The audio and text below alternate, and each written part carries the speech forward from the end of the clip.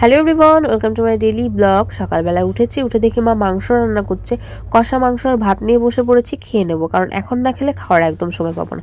তারপর এসে স্নান করেছি, রেডি হয়েছি, তারপর এসে রাস্তায় দাঁড়িয়েছি অটোর জন্য। তো কাকি এসে কি যেন বলছে, আমি বললাম এখান থেকে চলে যেতে, তো কাকি চলে গিয়েছে।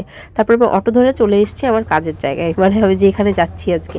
তো এখানে এসে আমাকে আজকে রান্নাই করতে হবে, তো রান্না করার জন্য সব কিছু গুছিয়ে নিয়েছি। গোছানোর পরে এখন রান্না করার জন্য পুরো রেডি। তো আমি মাংস রান্না করব। আমি তেমন রান্নাবান্না পারি না, তবুও যা পারি সেটাই রান্না করছি। আর আমি ভীষণ তাড়াহুড়ো করছিলাম, কারণ আমার পড়ানো রয়েছে, তাড়াতাড়ি বাড়ি চলে যেতে হবে তার জন্য। আর এখন স্টুডেন্টদের পরীক্ষার একটা একটা স্কুলে এক এক সময় এক্সাম শেষ হচ্ছে, তার জন্য ভীষণ প্রবলেম হচ্ছে আমার।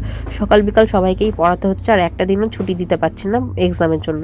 তো বাড়ি এসে আবার পড়িয়েছিলাম, পড়ানোর পরে একটু বসে সবার সাথে গল্প করে নিয়েছি। আর আমার আজকে শরীরটাও তেমন ভালো লাগছিল না, তাই খেয়ে নিয়েছি। ভাত খাওয়ার পরে আমি কেক নিয়ে এসেছিলাম, সেই কেকগুলোই খাচ্ছিলাম। তারপরে সব দুটো কেকই আমি খেয়ে নিয়েছি, কারণ কেক খেতে আমি ভীষণ ভালোবাসি। তো আজকের মতন বাই।